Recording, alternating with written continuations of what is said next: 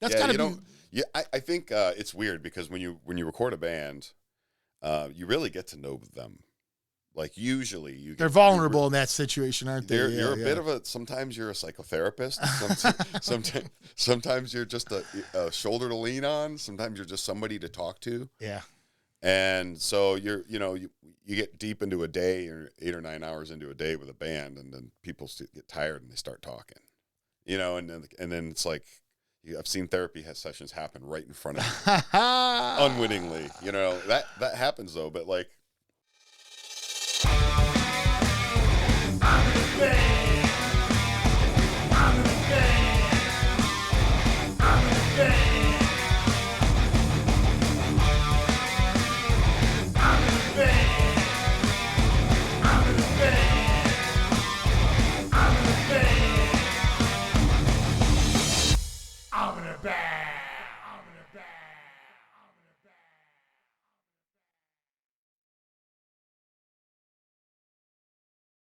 Welcome back, everybody, to another episode of Level Up Cleveland. This week we have with us Mr. Noah Buchanan.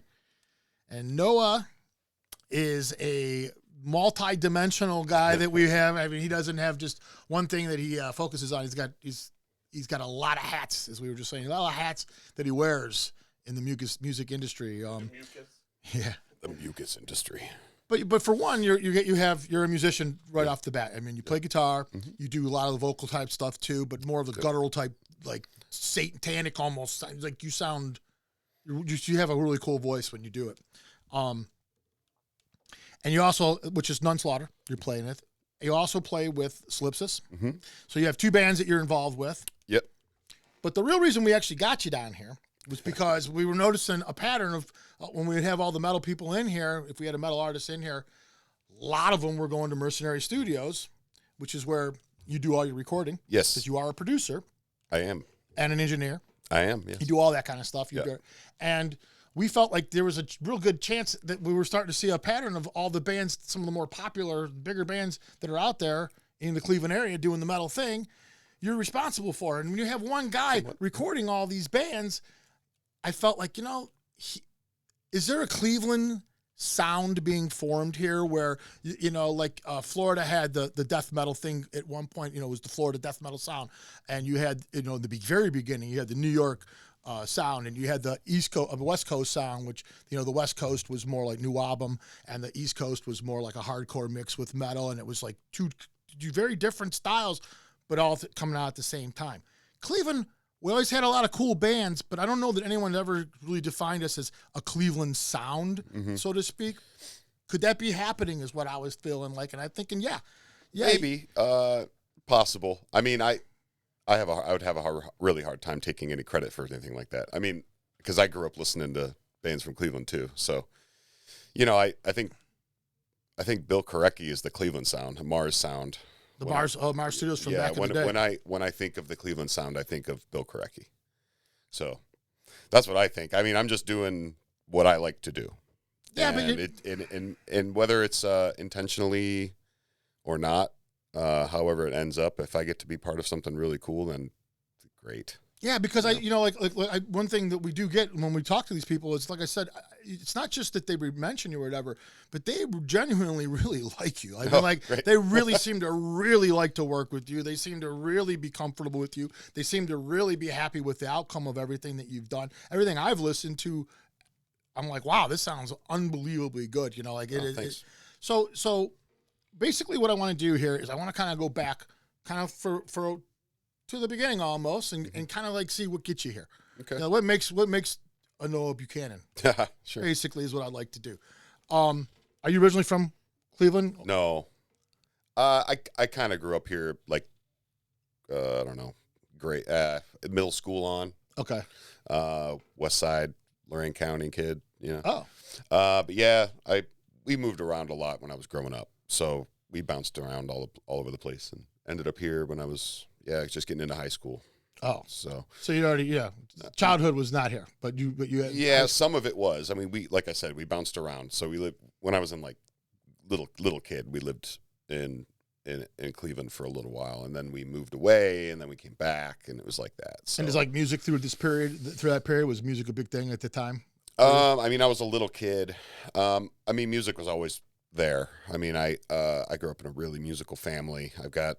We have a lot of talent in our family. You know, my dad was a songwriter for years and years and years, still is a songwriter, and he was a professional musician for a long time. So what did he do? He played bass in country western music. Oh, cool. Yeah. So, and he was a songwriter, which I think was sort of his main gig. But, yeah, I mean, so it's always been there, you know, always, like my dad had a studio when he was younger, and they recorded, I mean, lots of stuff. I'm pretty sure, and somebody might fact check me on this, but they're still using the jingle that he recorded for the Boise, Idaho State Rodeo or whatever.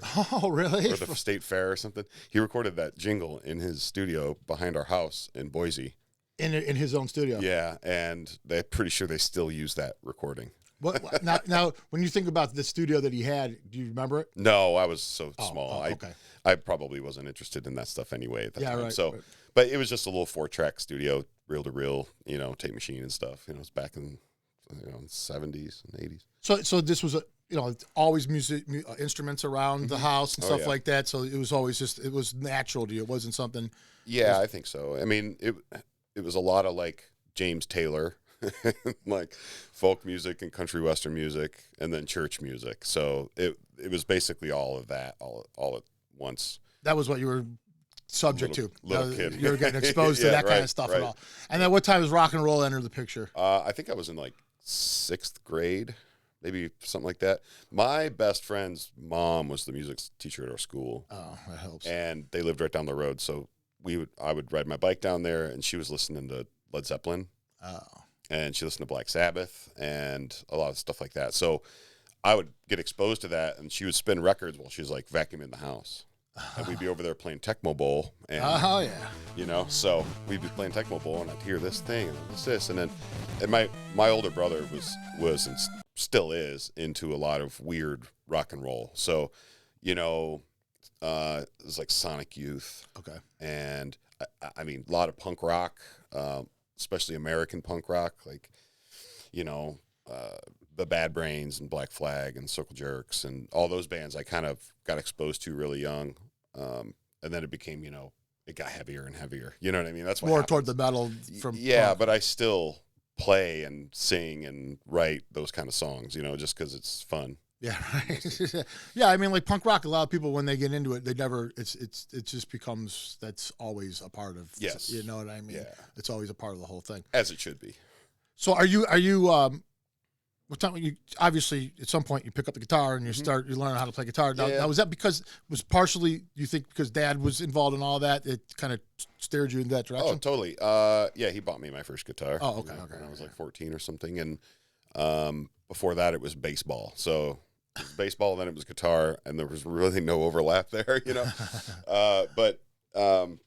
So the guitar just ended the baseball career, basically. Yeah, basically. Yeah, ended the baseball career before it started.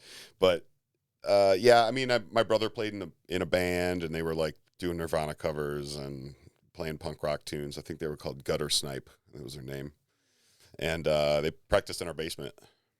So everything was down there, like guitars, drums, bass, everything. You just would go down there? So I would just go down there when nobody was home, and I'd sit behind a drum set and play and grab a guitar and play, and I really wanted to be a drummer. And I can play a little bit. Like, I'm okay. You know, I play on my own shit sometimes, but that's about it. But yeah. There's a difference between playing the drums and being a drummer. Yes. I mean, I can play the drums a little. I can keep up with some pretty good drummers for a little while. Yeah, and then the stamina part is the part. And then I'm like, Yeah. But yeah, so I just kind of figured it all out from there, man. And then I think I was like 16 or something. I was in a punk band, and my dad had this 4-track recorder, and it was a Yamaha. And I remember it was a mini disc one, and they didn't last very long because it was kind of a bad technology. But they had this. We had this recorder, and I started just recording my band in the basement with a couple SM57s and a couple cables, and that was it. And just trial and error, basically. Yeah. Is that how it was? And then figuring it out. So let me ask you, like, were you at that point in time, were you already studying this thing? Like, when I say trial and error, I mean like, positioning your microphones in different areas, trying to capture the right sound, or were you just like straightforward, just doing it and just? I mean, we just tried to figure it out. I mean, we figured, well, I have 2 mics. Put one on the kick drum, and I'll put one just in front of the drums. And I guess you only have so many options. Right. I mean, have fun. That's the end of it. Doing vocals in a closet full of clothes, just like any kid would, And you were just doing this for yourself at this point? Like, this is just for your own band and stuff like that? Yeah, me and my friends, Were people ever coming up to you and saying, hey, record our band? Did that start at this point yet? That was a lot later. Yeah, right. Well, yeah, but it is. But, like, the one cool thing about what you were doing is at that time, it wasn't like everyone had Pro Tools yet and everything like that. So it's not as if, like, it was as easy to do. You had something that a lot of people didn't have access to. Yeah, and I mean, I grew up, like, pretty privileged. I mean, I grew up in a nice suburb of Cleveland. And, I'm not from the hood, or I didn't grow up in a like bad place, so I had access to things that a lot of people didn't have access to. Like we had a nice computer that worked. It was a Packard Bell, and it worked. And I could put, they had early recording software that was getting handed around in schools on CDs. And I managed to get my hands on one of those, and I installed it, and it was Acid. The first like iteration of Acid. Oh my God. And it had loops. And then I started messing around with loops and making little songs. And then my dad one day came home with a 4X CD burner, and I was like, holy cow, this is so I got a stack of CDs, and I started making my own discs and going to school and be like, look at all the songs I wrote and handing them out to the kids in school. Immediately you were learning how to hustle and do the whole thing. Totally. I mean, people were giving me money for them, and I'm like, kidding. I walk out of school with like $30. I'm like, holy shit. I'm rich. In 1997, you're a professional that's a lot of at that point. You're already a professional at that point. You're getting paid for it, man. Yep, totally. What kind of music is this now? Do you remember listening? Were you writing anything good? Anything? Was there any song that you still remember? You're like, yeah, it wasn't a bad song. Oh, totally. Yeah, I mean, I still have. There's still a few that you have those recordings? Quite fond of. Oh yeah. Oh, you saved all that stuff? Yeah, I lost it all for a long time, and then an old friend had moved back to Cleveland from being abroad for a long time, and he had those. No shit. Yeah, he got a hold of me, and he was happy. He's like, hey, I haven't talked to you in forever, and I'm like, where you living? And he lived right down the street from me. Yeah, so I ended up getting all that stuff again, and I think actually, was it last year? I actually sat down and re-recorded some of those songs. Just by myself. Now you can improve the quality of the whole thing. Sure, as well. I mean, it was in mono, the original version. So, I mean, I didn't even know what a pan knob did at the time. So, but now it's like, now I go back and I'm like, the old versions have a better charm, So you honed in on the guitar as your instrument, though. That's the one that you did. That's basically what you really. Play, right? when I was younger. Yeah. Did you take lessons or anything like that, or did you just basically learn on your own? I had some VHS tapes. Oh, you did that? Yeah. Rock Guitar, Volume 1. Old school YouTube. There's a guy with feathered hair playing the same Van Halen riff for 3 hours. Is that how you started? Was Eddie Van Halen and stuff like that? Yeah. Was that your your first Barcourt? Who was your first guitar guy that you Eddie Van Halen. He wasn't Eddie Van Halen. Yeah, I mean, is he still? Would you say Eddie's your favorite? I mean, just overall, if you had to just say one. Overall, yeah, I'd say so. I mean, there's other guys that are touching him. I'm saying favorite. Yeah, just your favorite. Yeah, I agree with you. That's cool. So you learn how to play guitar in high school? Would you say during high school? Yeah. Are you in it like? In high school, are you playing out with these bands? Mm-hmm. Are you already gigging? Oh yeah. Are you learning that whole entire part of the whole thing too? Yeah, me and my buddy Dave. He's still my best friend. He and I had a punk band called the Hit Squad, and we were playing Blind Lemon. We were playing at the upper level before it was the Pit or whatever. We played at Speaking Tongues. We played all over the place. But we were just old enough to be driving. No shit. So we're playing on Tuesday nights in school nights and stuff. School nights, yeah. We're playing gigs, and we're getting up the next morning and going to school, and we'd be out late and breaking the rules and drinking beer and driving, and we were stupid, but we would. we'd wake It was up a different next day, time. go to school, and then look at each other across the classroom because they had to separate us. so I look across the room, and he looks at me, and we're just like, we're doing the damn thing. Yeah, You know, right, I'm in man. government class right now. Last night I was playing a packed house. You're a rock star, man. You know what I mean? Yeah. And were other kids in the school? Did they all recognize who you guys were? I mean, were you guys famous at least within school? They didn't give a shit. Nothing like that. Nah, right? it was like my school class in high school was 89 kids. Oh, Everybody knew, but nobody cared. I got you. You know? Yeah. Okay, so you get out of high school. Yeah. High school's over. Yeah. Where does your music career go from there? Oh boy, what happened? That's a long time ago. I mean, have you? Well, let me ask you I went this. to college and that didn't work out. Well, let me ask you this: Did you have to take on like the real world and get a real job and do all that kind of stuff that wasn't related to music? I mean, I never got a real job. so you were that fortunate. No. Well, no. I worked. I had jobs, but I never Oh. got a real job. I got Like, what you're saying. I landscaped, I mowed lawns, I made pizza for years, delivered pizzas for 10, 15 years. Just So are you what saying that you everybody does, did? you know? So the jobs that kid. you did though allowed you to do the music Sure. thing. Is that Yeah. how you kind of like? I always had bands. I always had multiple practices a week. And that was priority. The music was kind of a Absolutely. priority. Yeah, totally. Period. That Yeah, and yeah. like, well, I mean that and having fun. You know, I mean Yeah, that's right. what you're doing with your friends when you're 20. I mean It's true. you're breaking all the rules and trying not to get caught and pretending you're smarter than everyone else in the world. You know, that's what you did when you're 20. Absolutely. So yeah, That's true. I had a couple of bands along the way. Some were better than others. You know, I mean, you look back and you're like, man, that was pretty bad, but it's like all things considered. Any regrets in them bands where you're like, Sure. so, like bad shit always ends the bad, but you're like, man, that one could have stayed together.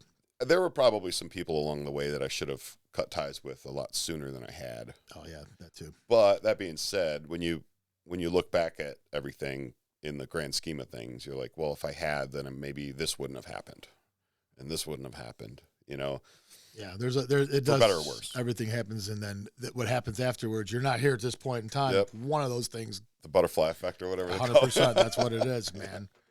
So you're and out of high school. What kind of bands are you listening to at that point? Like, what do you know? This is what year are we talking? 2000. Oh, okay. A lot of Slayer, a lot of hardcore bands. I liked a lot of hardcore, like Sick of It All, and even some of the West Coast more like kind of melodic hardcore stuff I liked, and yeah, I was just listening to that stuff.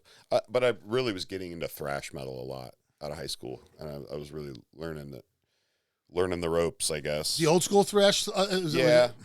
So like the old Metallica, Megadeth, the Big Four, and then all the Testaments and all Yeah. that stuff like that. And you always know who those bands are growing up. I mean, Right. you always know who Metallica is. Like, you know, it's just, did you really appreciate it until a certain point? And then you're like, oh wow, okay, now I see why they were so monumental. Yeah. Metallica's an example of that. You know, Slayer. You know, it's like, oh, it's household name to a lot of underground metalheads. They're sellouts or whatever, but I don't care. I mean, I still like a lot of the records, regardless of what anybody else thinks. Well, yeah. I mean, So, especially, you know. like back in the day, there was such a stigma on it's a lot different today because there's so many genres. But back in the day, you were a poser or you were a thrasher. I mean, and we would beat, you just go beat people up and stuff just because they didn't look a certain way or whatever. Yeah. And you didn't dare listen to certain things. Even if, in the back of your mind, you're like, it's not a bad song, but I can't let anyone know I like that song. It was like that. I don't think it's as much like that today. Probably not. I mean, I know that people are always just going to be judgy no matter what. Yeah. That's just what it is. Yeah, but the poser thing, I mean, it was crazy. Yeah. Those were crazy days back in them days. You either like it or you don't. Yeah. Slayer was big, though. Big Yeah, influence. that was a big one. Yeah, I mean, especially the way they wrote, the way they crafted their songs. Every song was a little journey you went on, and it never really got boring to me, and it still isn't. Like, No, I can still put on. and Hanneman just wrote some of the greatest riffs Yeah. of all time. And like for me, I always think about like when I first got into the thrash metal and all that stuff, it's right when Rain and Blood came out and Master of Puppets and all those albums just came out, 86, 85, 87, and all that stuff came out, and you were taking all this in, and it's like you were listening to the best that it almost got for a while there. You know what I mean? Some of those albums were just great, and you were like right in the middle of it, like that little snapshot of time right then. And you think Metallica's here at Master of Puppets. What are they going to be like in 10 more years, man? Oh my God, you know what I mean? And then in 10 more years, Load and Reload are coming out, and you're like, I didn't see that coming. You know what I mean? It's funny to see how these bands, but like right now, a lot of these bands. Okay, for instance, the bands this is just a couple of the bands so far locally that you recorded, and if you're into the metal scene in Cleveland, you've heard of all of them. The Gluttons, Aletheia, Sean Vanek and Midnight, Destructor. You've worked with them guys now. Paradox Rift, Shed the Skin, which is like that little side project that some of them guys do. Yep. Obviously with Ringworm and them guys too. Yes. Those are just a few of the bands, but those are like some of the biggest bands right now in the area. And these guys are touring. A lot of these guys are just touring the nation, the states. And outside there, some of these bands are going to Europe and stuff like that. Pretty big imprint of bands that you're involved in, and the only, I'm not sure if this is accurate, but Pure Steel, which is Juan Ricardo. Like that's the only other studio that gets mentioned a lot, and that's not even a local studio, but that's the only one that gets mentioned a lot as far as some of the other bands that are bigger in Cleveland. It's like Mercenary and Pure Steel. Is that accurate? Would you say like those are the two biggest that are signed the bands locally? There are other studios in town that really do good work. Yeah. But I guess I try not to. I try not to talk about other people's work too much, because I know how it feels when somebody talks about yours. I got you. So I don't know who's the biggest or who's the best or what. I don't really know. I really only can keep in my scope so much. So when I'm thinking about my studio or the work that we're doing down there, that's all I think about. I don't think about what other people are doing or how they're doing it or what they're charging or how they work or what. None of that shit matters to me. Yeah. It's all 100% what we're doing. That's all I focus on. That's good.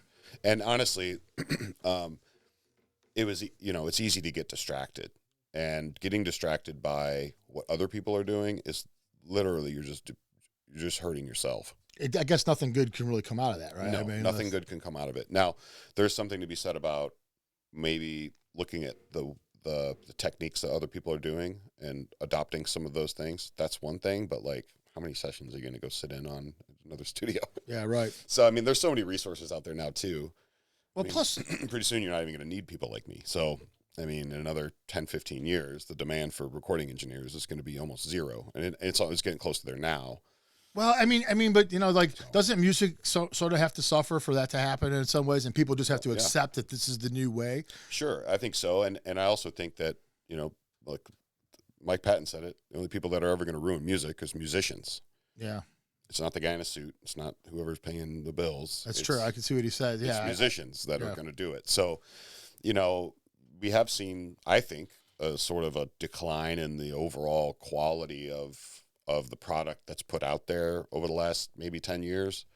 Man, me and Pat literally were just talking about that. But it's always going to bounce back in the other direction to a degree. I think when you see that happen, like I'll just make one band example. I'll just make up a band. Okay. So this band, they have a guy in the band who thinks he knows everything. And then they're like, instead of going to a studio to record our album or our EP or our single, whatever, I'm just going to borrow some mics from my buddy, or we're going to go to my friend's house. He'll do it for a case of beer. There's always going to be a place for that in the world. We need that to happen, right? Because they're going to realize, while those songs have a lot of cool charm, what could have they have been had somebody captured them properly with the knowledge to do it and do it the right way? How would they have turned out? So there's always going to be this little bit of a back and forth, and there's some bands that do the other way. Who's Atomic Witch? They did their first EP. They did a lot of it at my place, and then the second one they recorded themselves and sent it off to Dan Swano to mix, who's like a prestigious mixing engineer, and the record sounds great. Yeah, so right. Worked out for them just fine. It sometimes it goes the other way.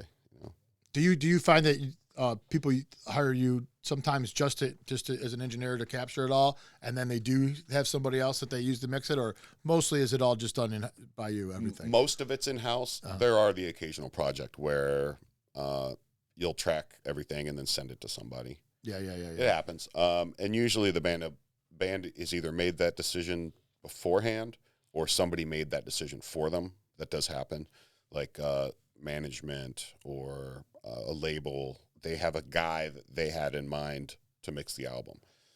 They'll just record it locally without having a lot of expenses. So you don't have to fly anywhere. You don't have to drive anywhere, blah, blah. So that's kind of how that works a lot of the time. But, I mean, I'd say 95% of the work we do everything.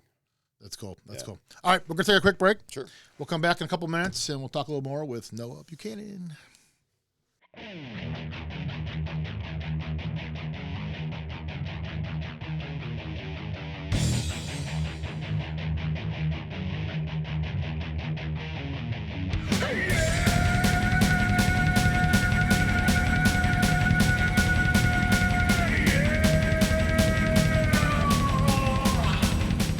Hello, Cleveland. It is I, ZM Delgado, author of the Rust Belt Rock Review at ZachO'Lantern.com, and this is your weekend concert calendar update.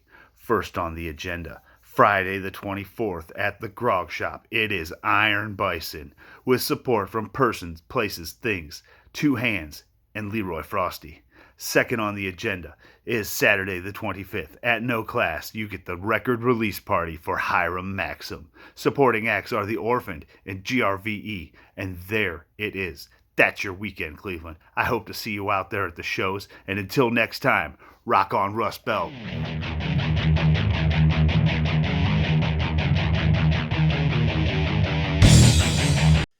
And we're back with Mr. Noah Buchanan, and he's not just Noah Buchanan to everybody. He's Uncle Noah to certain people, because we had on here not too long ago the girls from Locally Grown, and we had the Jordans. And Jordan Urban, Gerbs, is your niece. Yes.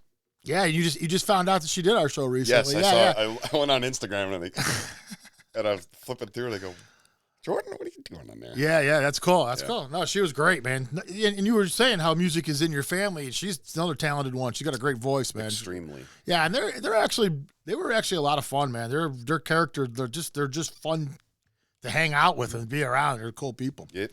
Yeah, but I just thought I'd throw that out there, throw her name, just give her a shout out. So on your way to becoming what you became, as far as doing the Mercenary stereos and everything, and becoming, you did some other things along the way that kind of got you to the point where you can actually be this guy. You know, you were running sound at Peabody's there for a while too, weren't you? Yeah, I did that for a number of years. Yeah, how was that? Can you when would that have been? Now that was the Peabody's. That wasn't the one in the flats. No, that this was is East 21st. the second. Right. I really look back fondly on the time that I spent there. I mean, obviously, it always has its moments. Like, things can get political in an environment like that. You know, people are just a lot of people just care about themselves, and some people care about people around them. Yeah, right. You know, so it's always interesting. But I got to say, I mean, I got to do sound for some great bands, artists that I admire, people that I grew up listening to. I got to meet face to face and work with, and you know, when you work in the business, people treat you differently. Yeah. Than like if you were a fan. So I got to meet people that have recorded records that I really liked, and you know, guy that plays guitar in this band, well, he's a recording engineer too, and he recorded this album. It's one of my favorite records, you know, and I'm like, oh, I'm doing sound for you today. That's cool. So that's kind of cool. Yeah, that was always neat. And I really liked it a lot. In fact, you know, when I first kind of started dabbling around with the recording stuff, that's what I had a little interface. I'd take it down there and run a matrix off the console and just have a separate mix and a couple room mics set up, and I would sell bands their set. Smart, man. So there was nights where you walked out of Peabody's, like after a 13 band battle of the bands, you walk out of there and you're like, man, I got $500 in my pocket because I just sold 4-5 sets of live stuff for bands, you know, and they could go and put that out or whatever they want to do with it. Now, how much does, like, when you're doing sound at a place like Peabody's and you're doing gig after gig after gig, I imagine you're doing a lot of gigs. I mean, how often? 4 or 5 nights a week. Yeah, right. So, how much does that attribute to what? How much of that can you take into the studio and say, all right? Oh, dude, is it like night and day, or is it the same? All of it. So everything transfers over just fine. All of it. Everything I learned working at Peabody's directly improved everything else I did as far as recording bands, because you learn how to deal with bands. I mean, and when you're in the club, you're in a way higher stress environment than you are in a studio. So if you can handle 6 or 7 bands a night for different personalities, different everything. Yeah, and you can manage to make it work. You know, you're never gonna have anybody punch. Well, I did get punched once, but that's a different story. But like, you know, you don't know how to deal with them. So you're dealing with all these guys, and then you get to be in a situation where, and this is actually where the story takes a left, because I realized that I enjoyed just being in the studio with another band and seeing kind of what they're made of. It's a different kind of art, though, right? Yeah, so it is. But like, it's still high stress for a lot of guys. You know, there's still a lot of dudes out there that really get nervous in the studio, and you just have to look at them and be like, "There's no reason to be nervous right now." You're talking about when they're coming in to record their music, but like, shows are kind of the same way. So there's a similarity there. Yeah, you're dealing with. Interesting that the whole Peabody's thing. So what happened there? What happens with? You just eventually just. Yeah, I mean, I'd started, like, it gotten to the point where I had a little spot, and so my band Solipsist that we're still doing, but we've been doing it forever. So all those years that we were doing that, I was recording a lot of our stuff in our practice space and stuff, because I started accumulating more and more gear, and then we ended up moving into another room. We were down in Rockville City for a long time, so we, you know, had our own space. I was recording so I started recording other bands down there, in like bands that were practicing down in the Is this the first time you really started doing that? Yeah, like outside bands. Yeah. You know, and like it was like Schnauzer and like Dark Arena, you know. Oh yeah. And like they were practicing down there. So those are the bands I started recording in the room, and then we realized, and there was some things that happened, but then we realized, like, we got to get out of here. So then I slowly sort of started taking more of the financial burden, and then eventually it was a complete separation of, okay, so this is my studio, this is my business, and you guys are practicing here. Right. So did you go find a space for the studio? You got its own everything, and created that whole thing, and you had to build. We had a couple of I've had a number of places over the years, but like, and it used to be Brainchild Recording Studio, and that's still technically my business name, but whatever. So yeah, I had Brainchild Studios. Like, I had a couple places in Lakewood over the years. Like, both on Madison. I just moved down the street one time, but and those places were cool. And then eventually moved out to Avon, so way out west.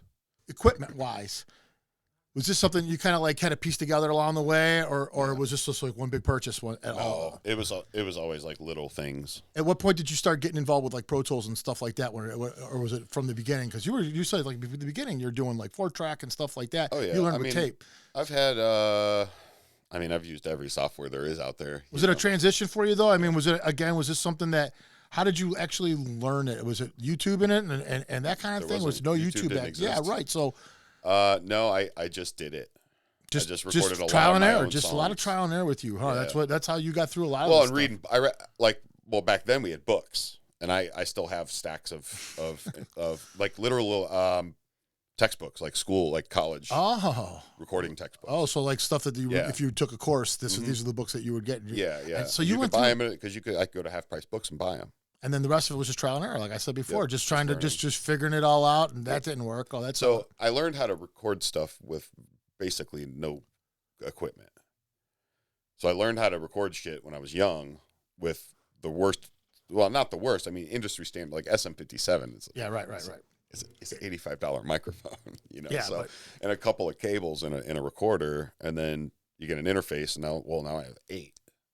You know, okay, well, now I have 8 inputs, so I have 8 SM57s, you know what I mean? Or just whatever cheap mics you could find. Yeah, right. So that's what I was doing. I had cheap mic sets and just figured out how. I was like, well, what is it about that mic that doesn't sound good?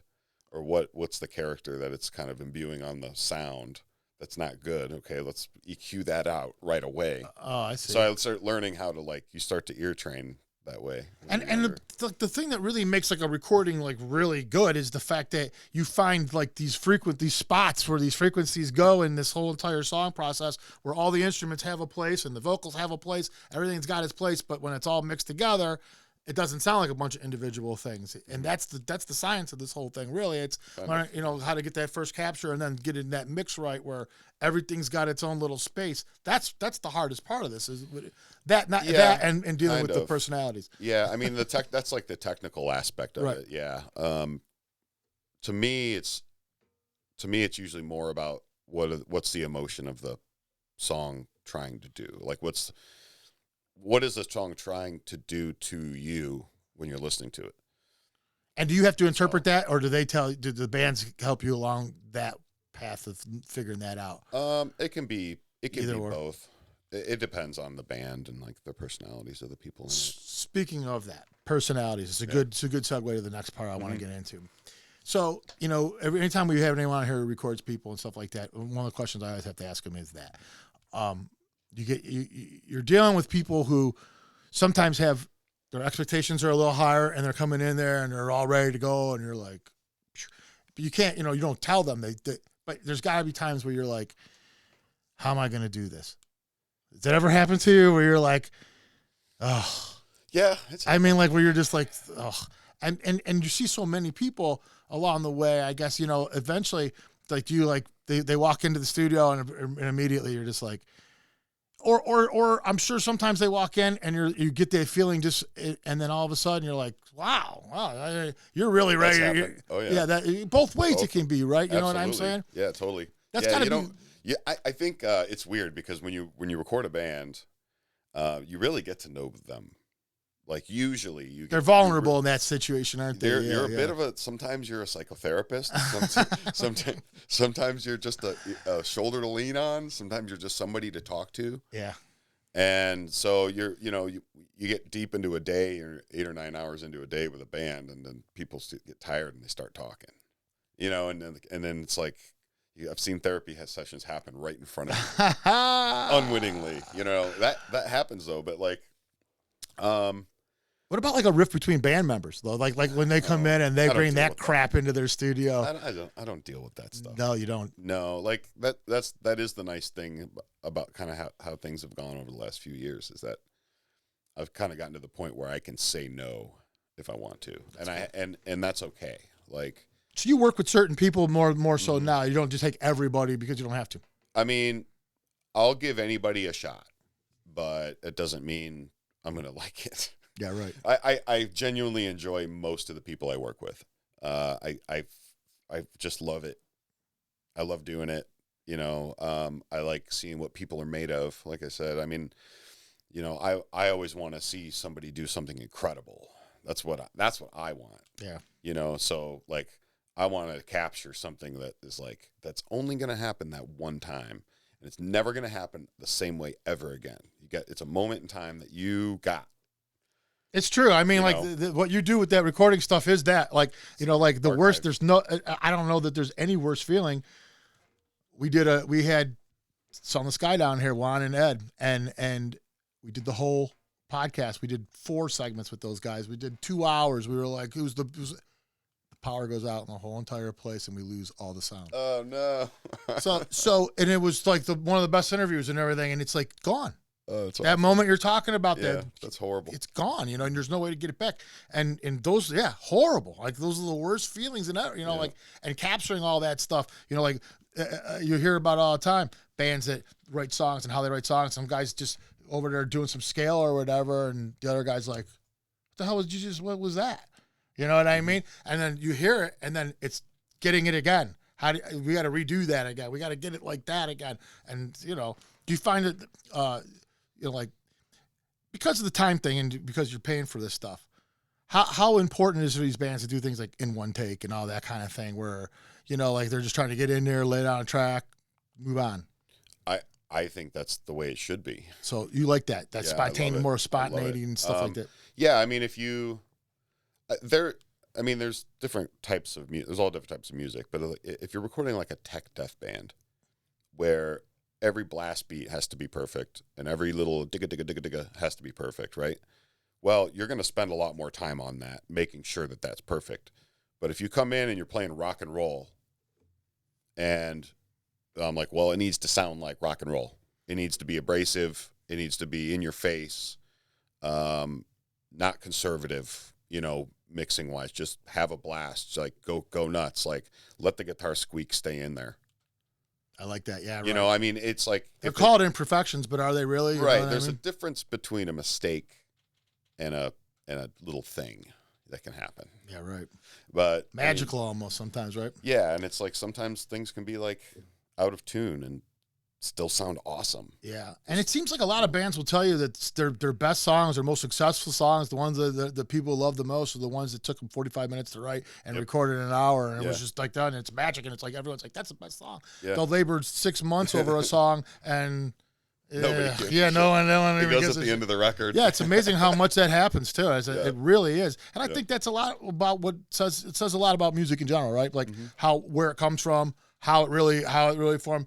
You could have all the technology in the world. You could have all these tools. You could have everything the way it's supposed to be. But if the thing that's coming out of you isn't good, it just doesn't matter, right? It just doesn't matter. Yeah, I mean, it doesn't. Here's something cool. So this past year, I did a few albums for some guys, but I did I mixed an album for a band called Faith Extractor from Cincinnati. And it's Ash from Shed the Skin. Oh, okay. Singing.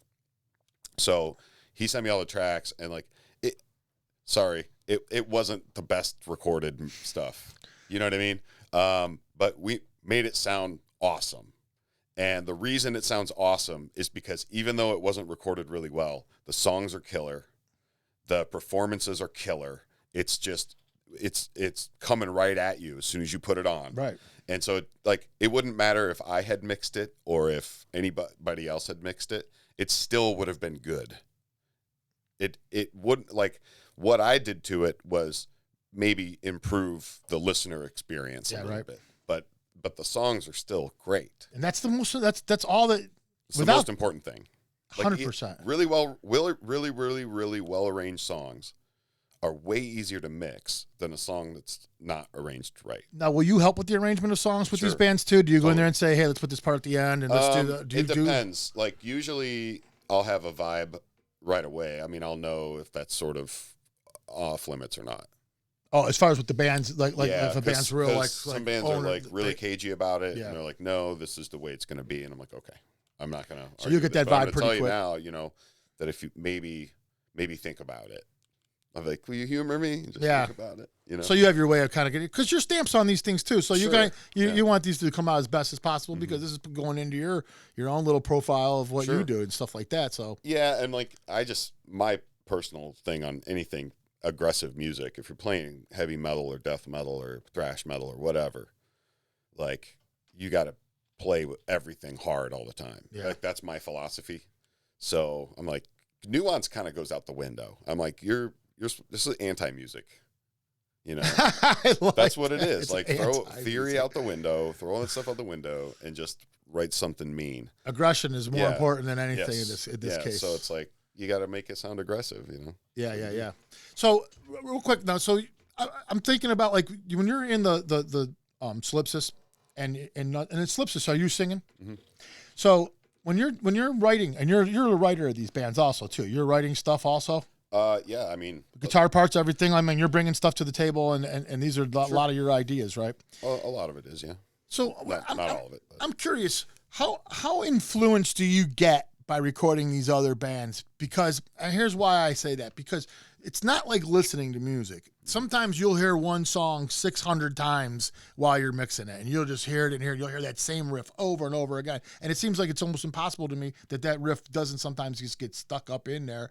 It seems like it would do that sometimes. I don't know. And it seems like, and I'm wondering if some of these don't get put back into a bank in the back of your mind. So when you're writing, you've got so much stuff up in there. I wonder sometimes if you're not because most people aren't influenced like you are. You have so much stuff pouring into your brain all the time. That's true. You have now amassed so much stuff up there that what's coming out of you has to be influenced by it. I mean, it just seems to me like it almost would have to be in some degree. I don't know. I mean, I guess I never really thought about it. There have been parts that I've recorded of bands, maybe not a whole song. Maybe it's just a piece of a song where I'm like, that is really cool the way that they did that little thing. Yeah. But I've never consciously, but like, I don't know, the way that I write, when I write music, I usually write when I'm sitting at the console. Like I very rarely do I like sit down and like write a song on my guitar and then remember the riffs. Like I usually will record it right away. So yeah. Right. So I'll sit forever. there and I'll come up with something in like a day, in like 4 hours. I'll come up with something. I'm like, okay, this is cool. Let me revisit this tomorrow and kind of see what I can do with it. But the way that it happens is there's never like an idea. It just happens. Like I just write. I'm just like, okay, I'm gonna write this and just play guitar for a second.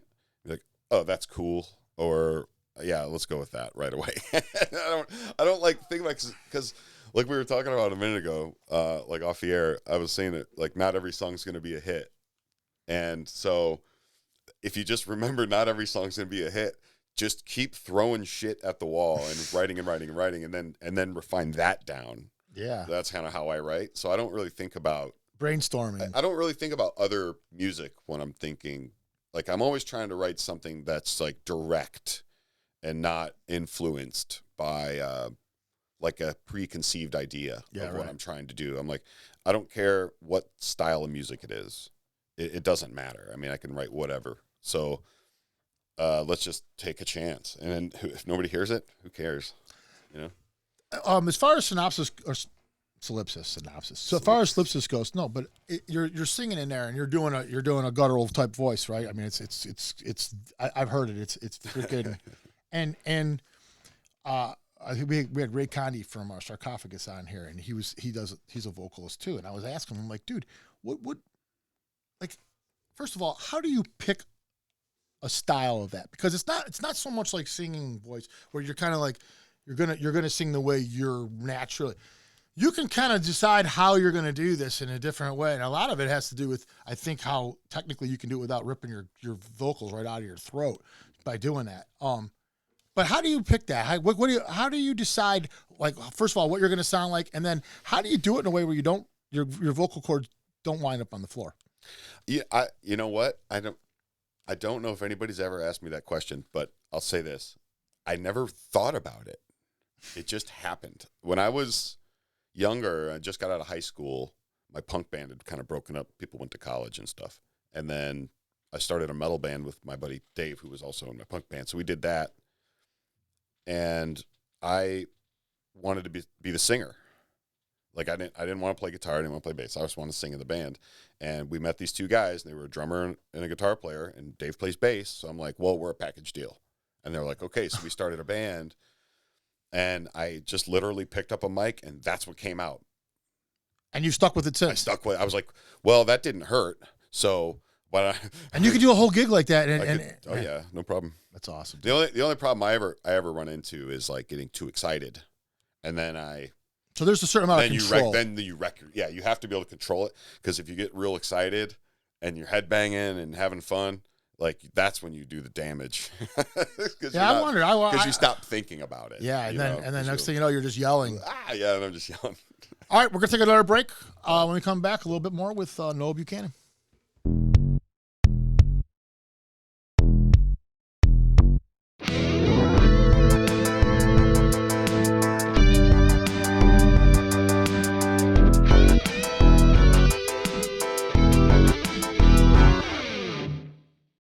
Hi everybody, it's DJ Terry from the Homegrown Hit Show on 216 Beat Radio with your weekly update of rockin' shows. Starting on Saturday, February 25th, it's Grunge DNA, and they're at the Harvest Saloon in Strongsville. Also on Saturday, it's Mackins, and they're at Spunkmeyer's Pub and Grill in Wadsworth. These are both rockin' high-energy shows. You should check them out. Remember, keep supporting local music, and check out my show when you can. This is DJ Terry, and I'm out. And we are back with Noah Buchanan of Mercenary Studios, Solipsist, Nunslaughter, and a whole bunch of other stuff throughout his entire career that he's been involved in. Oh, yeah. So I want to just touch on right now, like the future a little bit. You know, we talked about kind of like Mercenary Studios. Like, you know, like, what do you see the future being here? Like, nothing changes, right? I mean, you're just gonna keep going. Is that pretty much how it is at this point? I guess so. I mean, like, you know, you're pretty popular, dude. I mean, I really see. Yeah, I really see. I'm telling you, Constant. It's constant with us, with just everybody. Mercenary. And I look up. I'm like, here we go again. It's constantly being talked about. Yeah, So work a lot. We work a lot. do you see growth though? You guys have grown. I mean, do you feel like you've come a long way since the first days? I mean, are you seeing that progress? Absolutely. I'm really happy with the way things are. Where do you see it going? I mean, what's your plan? What's your vision? I want to keep making records for bands. That ideally, if I could have it my way, I wouldn't do a whole lot of recording. I'd just be mixing. Okay. But I still enjoy recording, and especially there are certain bands that I really enjoy recording. So, you're not ever going to walk away from that. So you'd like to have some engineers that are working for you. Oh, yeah. They do all that part, and then eventually it goes to Noah. Yeah, having employees would be great, but we'll see. We'll see what happens in the future. So, I mean, I've tried the intern thing once or twice, and it never really worked out.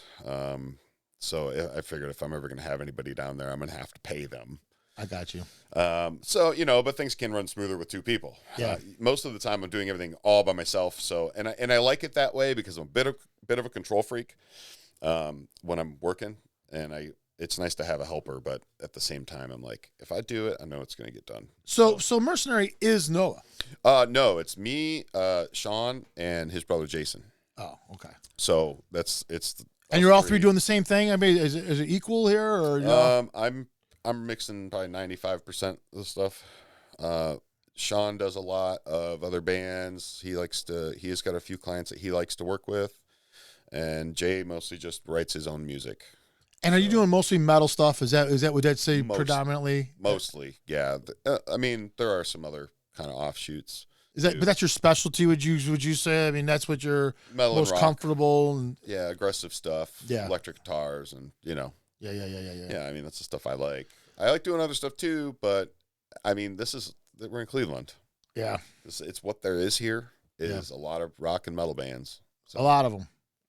Good ones. Good ones. Yeah, a lot of really good ones, man.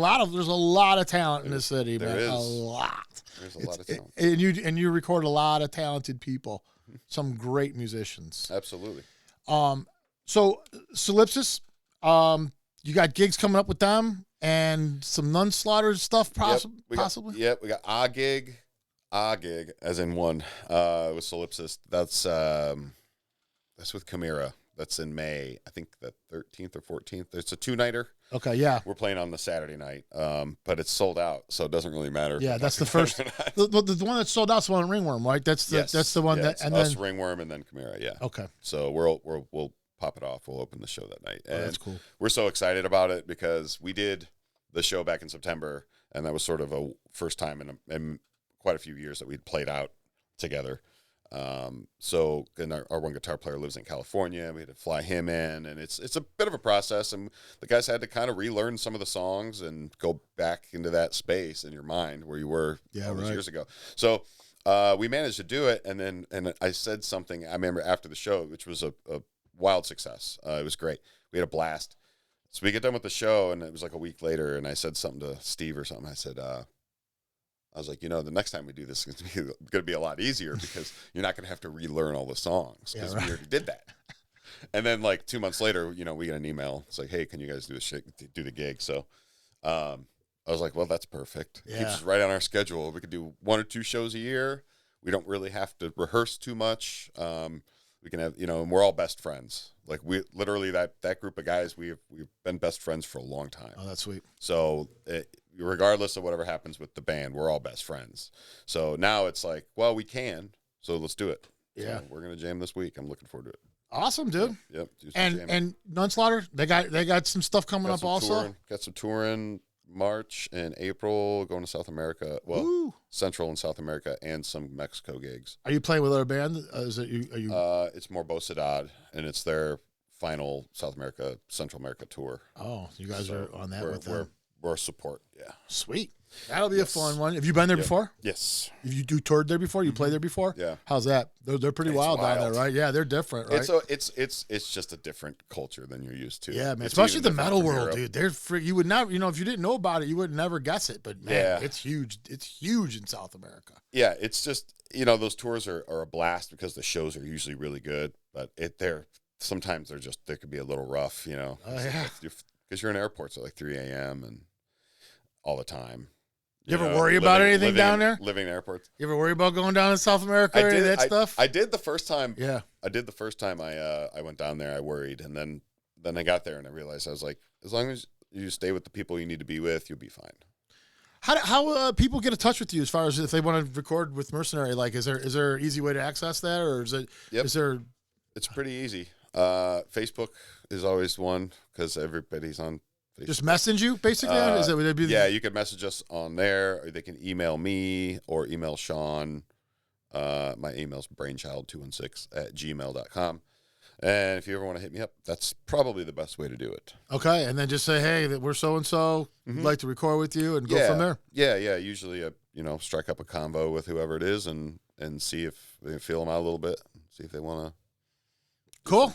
Yeah, I mean, and like we like to have a lot of fun doing what we're doing. Yeah, so, like I said, we're always looking for people that aren't stiff and the names that I read here, to have a good time. Yeah, these are all fun people that we write, and yeah. and like I said, people that for whatever reason they leave working with you, they have nothing but positive stuff to say. They love it. So anybody that wants to have a good experience recording their music, seems like Mercenary is the way to go.